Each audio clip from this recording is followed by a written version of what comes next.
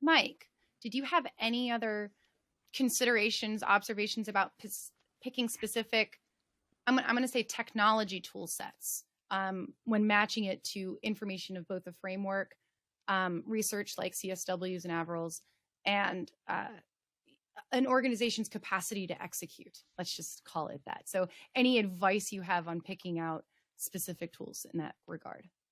I mean, I think that there's a broad range of risk-based tools that are out there, and Ivanti has a lot of them. CSW and their research is backing a lot of them.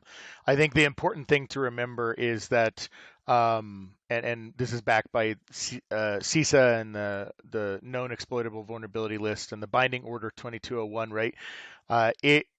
It's important that we lean on things, not only the MITRE ATT&CK framework, but even before then, we lean on things that don't just rely on CVSS, at least in its current form, and we can quantify and help from the security standpoint in those products.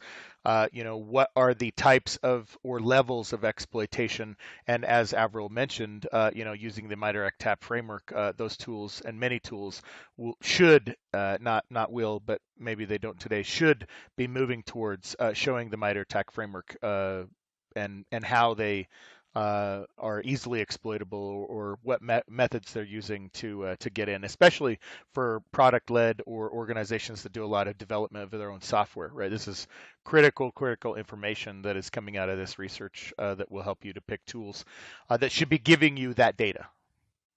Okay, so from Chris's perspective, then making sure you match up a recognized and achievable framework within your organization to the research and the trends that you're seeing as a guide. And then to Mike's point, you want to make sure that you're not relying on a single source of information.